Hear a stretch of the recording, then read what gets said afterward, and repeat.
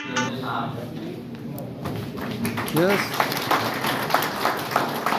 आपका स्वागत करेंगे के जमरे साहब। जिला सरकारी संघ के प्रबंधक महोदय गौरव भाटी साहब का स्वागत करेंगे। यस इधर। अरे योगिता जगताप मैडम को कुछ अच्छे देंगे हमारे दौलत भैया।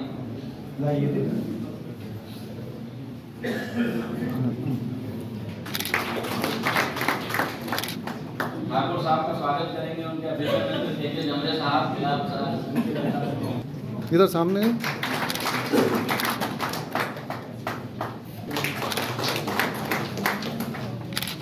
देवकर जी का भी करवा दे। यस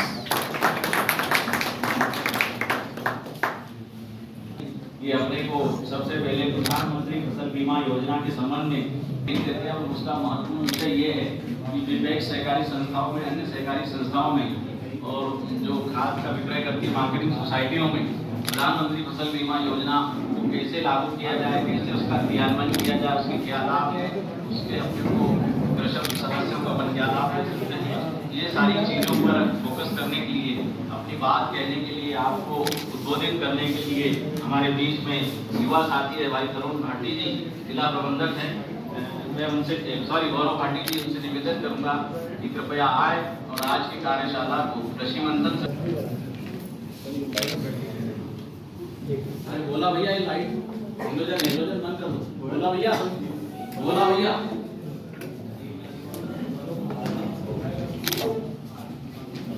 धन्यवाद सर। इस कारण की इसमें क्या भूमिका रहती है उसके बारे में बता देता हूँ। राज्य सरकार इसमें जो भी नोटिफिकेशन रहती है वो जारी करती है। साथ ही फसल की जो कट ऑफ तिथि है वो भी राज्य सरकार द्वारा निर्धारित की जाती है और साथ ही राज्य सरकार द्वारा प्रीमियम दर भी निर्धारित की जाती है। और नामांकन जो एजेंसी रहती है उसका क्या भूमिका रहती है उसके बारे में मैं बता देता हूँ कि बाहर किए गए जो भी आवेदन देते हैं उसको नामांकन एजेंसी रिकॉर्ड करके रखती है। साथ ही ऑप्ट आउट जो किए गए उसका भी एक रिकॉर्ड बना के सामने रखती है। नामांकन एजेंसी द्वारा किया जाता है समय समय पर। और उसके बाद में मैं बीमा कंपनी के बारे में बता देता हूँ कि बीमा कंपनी की इसमें क्या भूमिका रहती है। जो भी किसान को जो ग्राउंड लेवल पर फसल बीमा की जानकारी है वो तहसील प्रतिनिधि के माध्यम से हमारे विलेज और ग्राम पंचायत स्तर पर पाठशाला के माध्यम से फसल बीमा के बारे में जानकारी प्रदान की जाती है। साथ ही स्थानीय जो भी आपदाएं आती है उसके बारे में हमारे प्रतिनिधि द्वारा संपूर्ण जानकारी उनको विलेज लेवल पर बताई जाती है फार्मर को। जिले में अधिसूचित फसल के बारे में मैं सबसे पहले बता तो फार्मर आपको केसीसी बेनिफिशियरी में शो कर रहा है लेकिन वो एनपी हो गया है तो आपको उसमें नॉट एलिजिबल मार्क करके एनपी क्लेस करके जो एनपी के आपके पास में जो दस्तावेज है वो आपको उसमें अपलोड करने पड़ेंगे।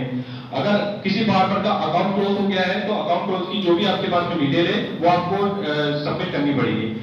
एक चीज मैं बता देता हूँ, कुछ इसमें एक चेंजेस हुई थी कि अगर कोई फार्मर आपके यहाँ से ऑप्ट आउट होता था तो पहले अपन उसकी जो भी पीडीएफ रहती थी, जो भी फॉर्म रहता था वो सबमिट करके क्लोज कर देते थे। लेकिन इस लास्ट खरीद 2025 उसमें एक चेंजेस आया है कि अब फार्मर का पास में जो भी मोबाइल नंबर है उसको ओटीपी जाएगा। ओटीपी जब आप इस पोर्टल में डालेंगे उसके बाद में ही वो ऑप्ट आउट हो पाएगा।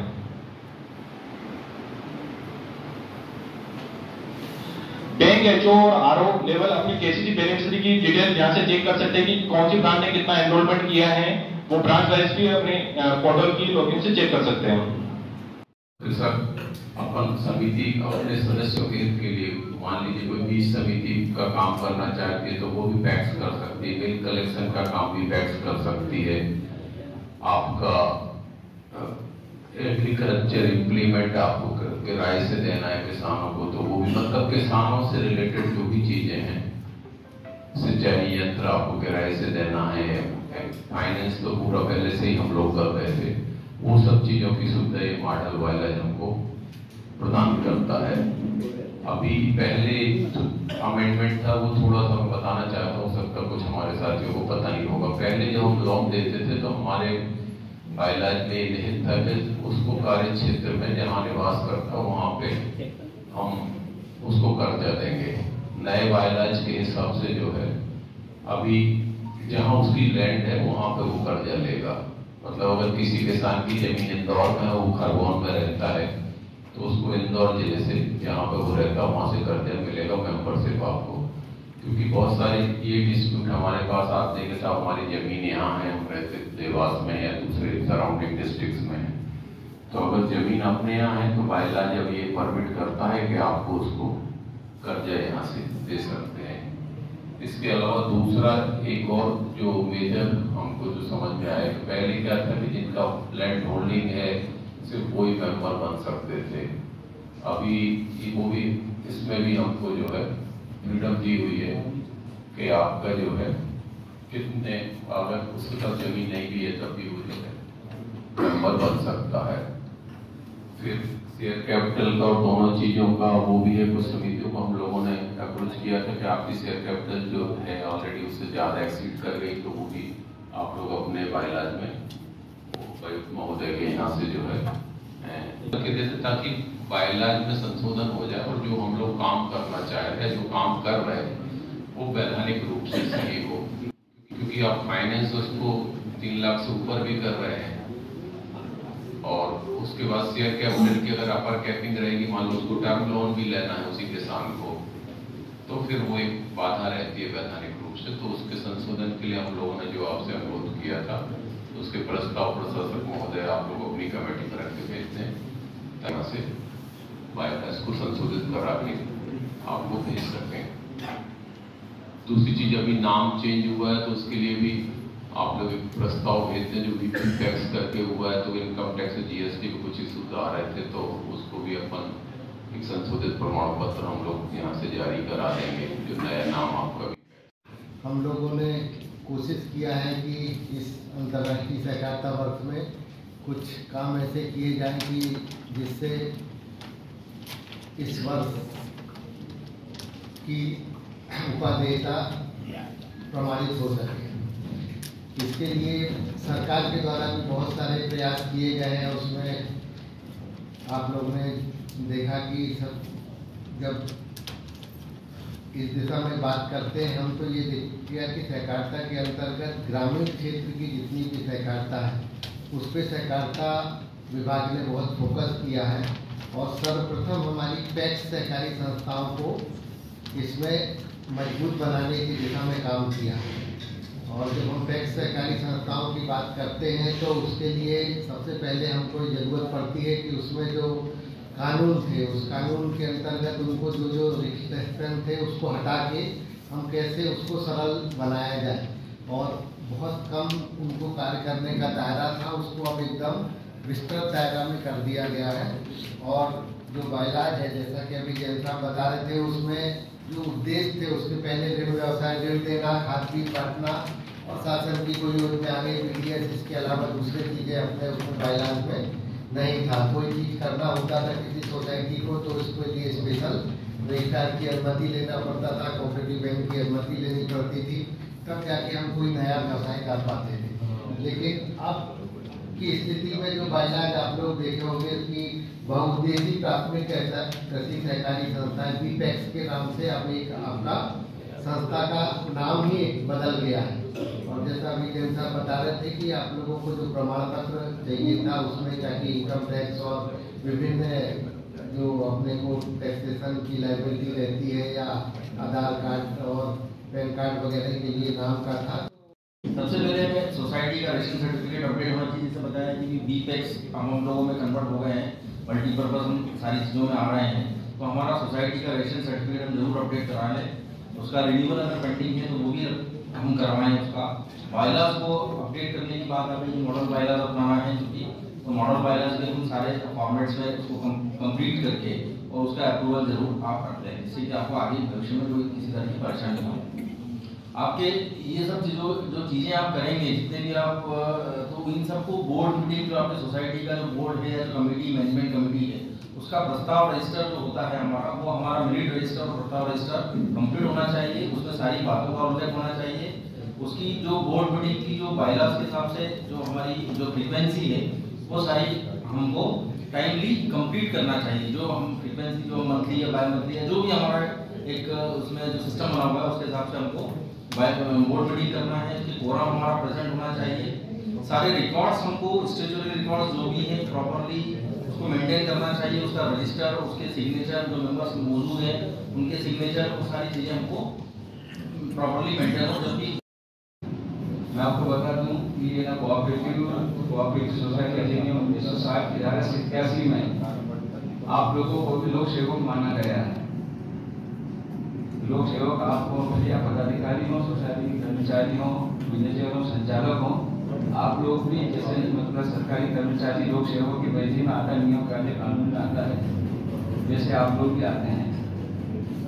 काम करना है लेकिन नियम में रह के करना है, साइन करना है लेकिन इस चीज को भी नहीं बोलना है कि अपने मरने के बाद भी साइन जिंदा रहेगी। कोई भी ना अथॉरिटी रिटायर हो जाओ, दुनिया में जब तक रहोगे आपकी साइन का एक्सप्लेनेशन कोई भी अथॉरिटी आपको बुला के कर देगी। वो नियम कायदे कानून कितने सख्त हैं ये अपन सब जानते हैं अच्छे से। तो ये सेमिनार हमेशा होते रहेंगे और चलते रहेंगे। सहकारिता आंदोलन है कि आज से नहीं, बहुत 150-200 सालों से चल रहा है। इसको हम प्रस्फुटित और पल्लवित करते रहेंगे। आज हम संकल्प लेते हैं और संकल्प के साथ जैसा कि डीआर साहब ने और आलोक देव साहब ने और हमारे जिला संघ के प्रशासक महोदय ने कल नाम तय किए हैं अपने इंदौर जिले की सहकारी संस्थाओं को पुरस्कृत करने के लिए। पुरस्कृत करने का आधार मुख्य रूप से ये रहा है कि उन्होंने साल भर और इसके पहले भी 3 साल पहले 5 स्तर के अवार्ड प्राप्त किए हैं, 5 जिला स्तर के अवार्ड प्राप्त किए हैं और मात्र सदस्य संख्या 383 है।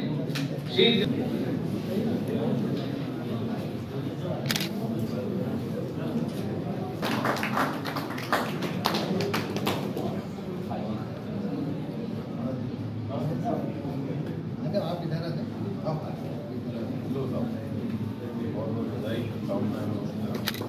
हाँ इधर अरे पास में खस गए।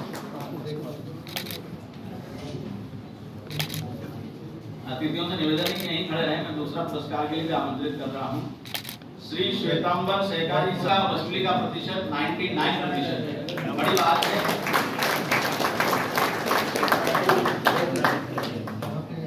श्री श्वेतांबर जैन सहकारी साख संस्था मर्यादित इंदौर के प्रबंधक श्री नेमीचंद जैन साहब और डायरेक्टर साहब श्री जगदीश वर्मा जी पुरस्कार देते हैं।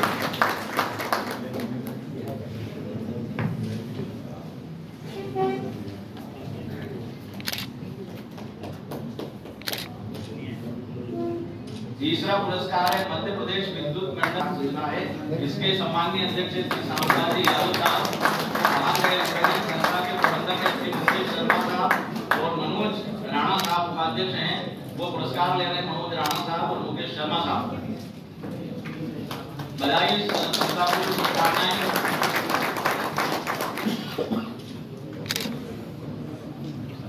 अगली सहकारी साख संस्था है जिसका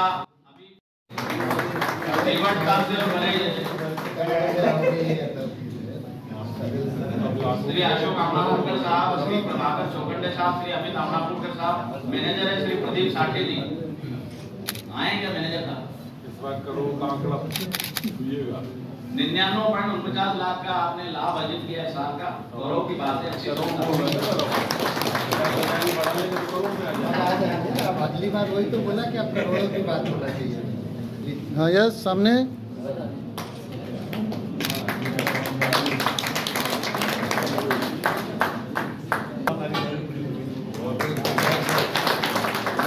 राजपाल साहब, अध्यक्ष महोदय श्री जितेंद्र वर्मा साहब और प्रबंधक महोदय श्री महेंद्र राजपाल साहब।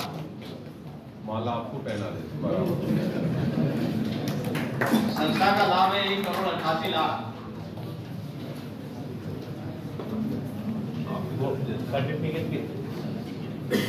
यस सामने देखिए।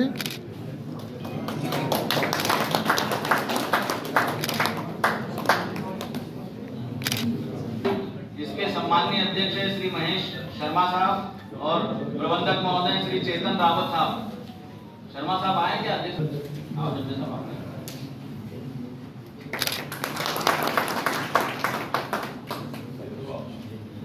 अगली शहरी सहकारी बैंक के रूप में इंदौर में या पूरे मध्य प्रदेश में गुंजायमान है इसका नाम। और ये ऐसी सहकारी बैंक है जिसमें देश की सदस्य संख्या इसकी सबसे ज्यादा है 15,788 और वर्ष का लाभ है 1.33 करोड़ 1 करोड़ 33 लाख। सुबोध काटे जी और सुनील दिलीप बागे साहब पुरस्कार ले रहे हैं। बहुत बहुत बधाई आपको, शुभकामनाएं।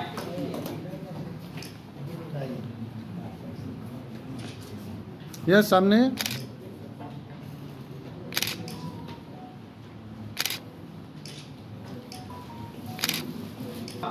आईसी वर्मा जी, बहुउद्देशीय प्राथमिक कृषि सहकारी साख संस्था मर्यादित, नागपुर।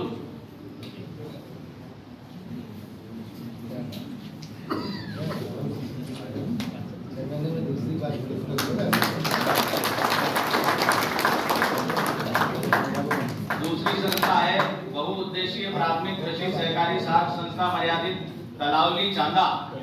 बहुउद्देशीय प्राथमिक कृषि साख सहकारी संस्था मर्यादित, तलावली, चांदा। ये दूसरे स्थान पे इन्होंने ई-पैक्स का प्रयास किया।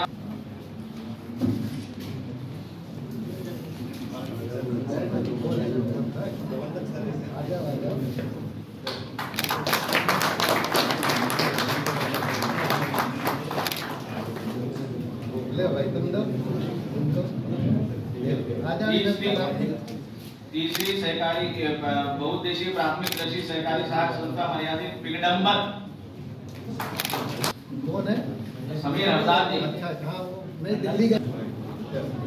चौथी संस्था है बहुउद्देशीय प्राथमिक कृषि सहकारी साख संस्था मर्यादित, कराड़िया। बहुउद्देशीय प्राथमिक कृषि साख सहकारी संस्था मर्यादित, कराड़िया।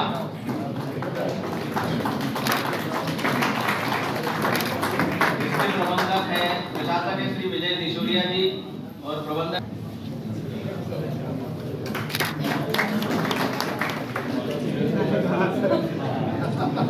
अगली संस्था है बहुउद्देशीय प्राथमिक कृषि साख सहकारी संस्था मर्यादित, बुढ़ेल बुजुर्ग। ये ई-पैक्स और ईआरपी में इन्होंने अच्छा स्थान ग्रहण किया है। बुढ़ेल बुजुर्ग।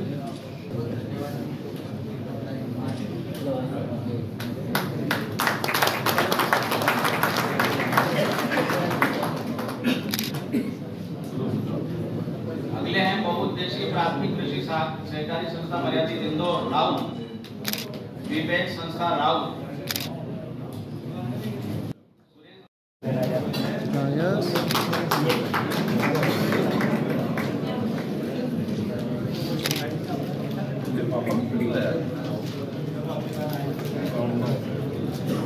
दूसरे हमारे स्पेशल गेस्ट हैं आदरणीय राजेंद्र सिंह ठाकुर साहब।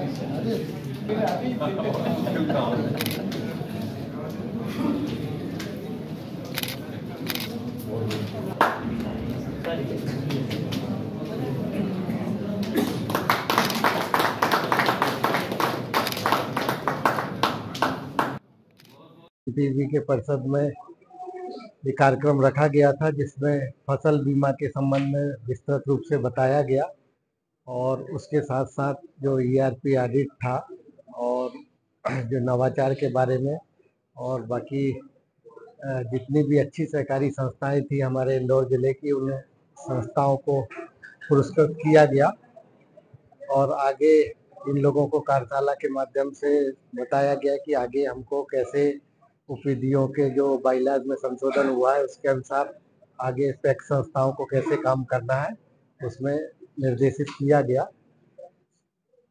और अंतर्राष्ट्रीय सहकारिता वर्ष के उपलक्ष्य में ये काम किया गया। अभी 2025 का वर्ष चल रहा है और उसमें अंतर्राष्ट्रीय सहकारिता वर्ष के उपलक्ष्य में जितने अच्छे काम किए गए उन लोगों को पुरस्कृत किया गया।